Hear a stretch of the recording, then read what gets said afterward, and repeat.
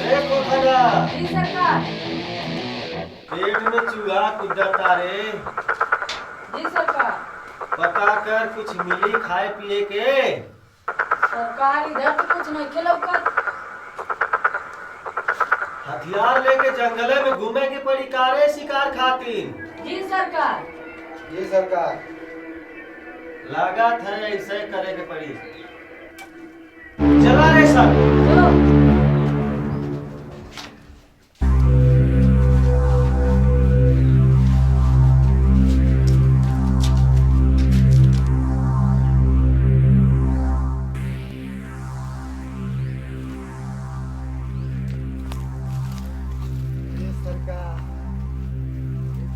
हवा लग गई तो पक्का शिकार मिल है।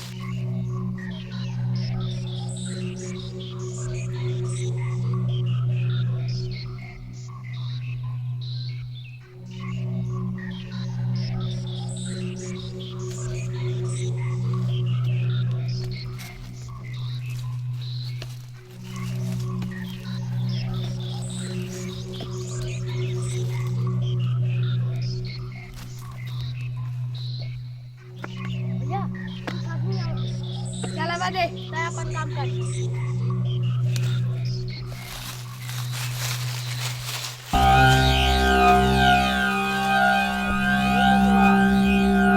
ए बचवा ये बिलाऊ सिंह का इलाका है। यहाँ चलेला तू के हवे रे। ए सुन मारा बिलाऊ बिला जाइबा इलाका बनावल भुला जाइबा। ए हट हट छोड़ छोड़ समय आने दे समय चल चल चला एक लेप तो रख चला चला चला चला देखिए चला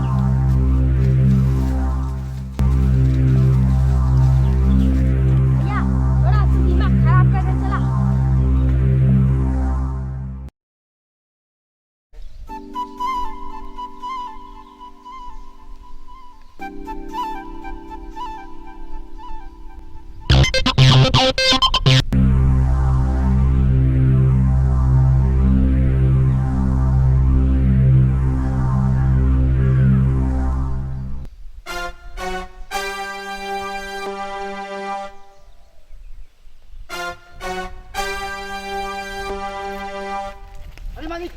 तूने भाई पूछा था हाँ एकरे छोट भाई के उठा लियो सन चला दे। ज्यादा परेशान कइले बा बहुत ज्यादा बोलता एकरा समझावे के पड़ी एकरा।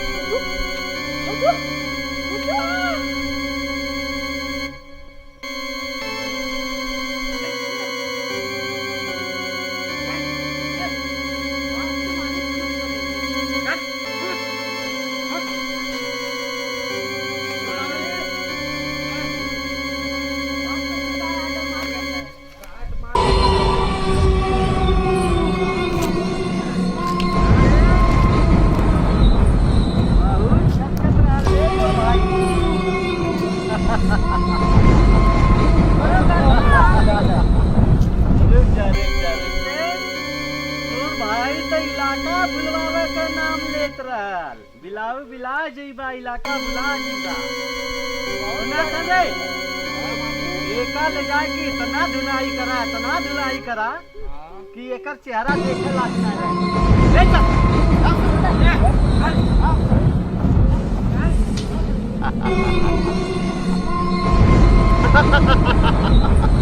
बहुत ज्यादा छपटियात रहा लेकर भाई। एक एक लाने ऐसन मार मारा कि एकर चेहरा नजर न आवे।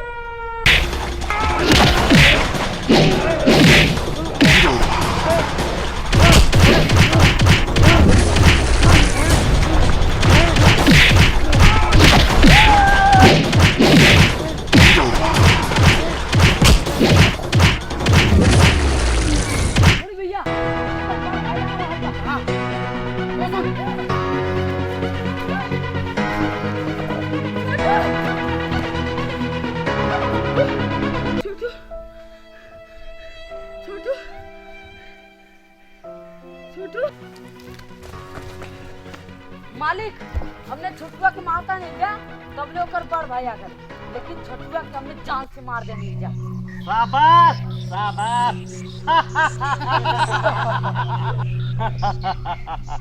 आज तो हम बहुत खुश बानी रे।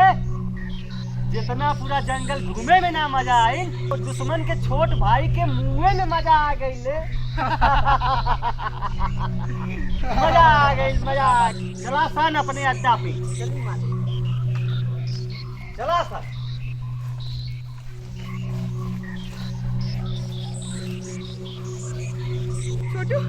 छोटू का भाई तोरा के छोटू बिलाव सिंह का आदमी हमरा किडनैप करके जंगल में लेकर मारना। बिलाव सिंह के आदमी तोरा के कब किडनैप करने रे? जब मेरे भाई आवेला।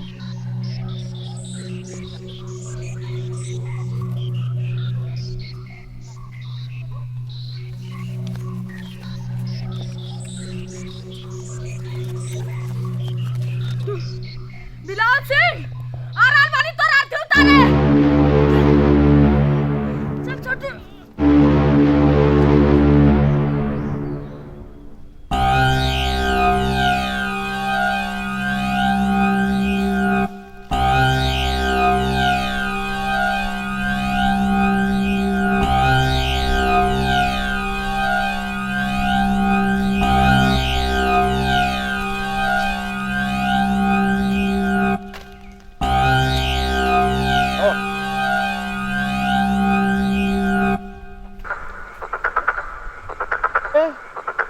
मैंने तो कहा था करे छोट भाई के मार देनी कि कैसे जिंदा बारे। मालिक ये तो हम देखत थी कि हमारे सामने जिंदा लौकत बा, एकरा के तो हमने जान से मार देले जानी। मालिक बहुत बड़ी गलती कैला कुलहने। ये कैसे जिंदा भइल? हाँ? गलती हो गई। अरे मन चक्कर से खोपड़िया तो उड़ा दी रे। बहुत बड़ी गलती खा था हमारा भर पेट। ऐसे काम धनी काम ना कर सकता।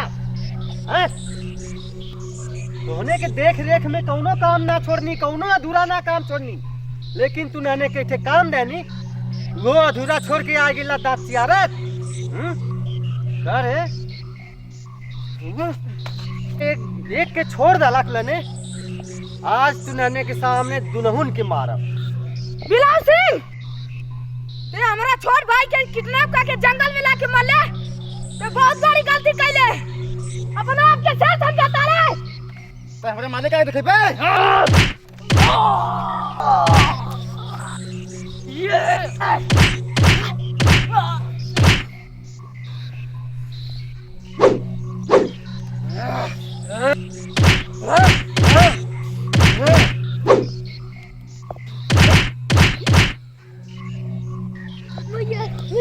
भैया मालिक हमें माफ कर दे मालिक।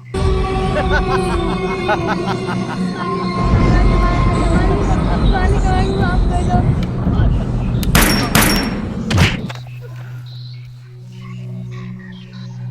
मालिक मालिक मालिक मालिक मालिक मालिक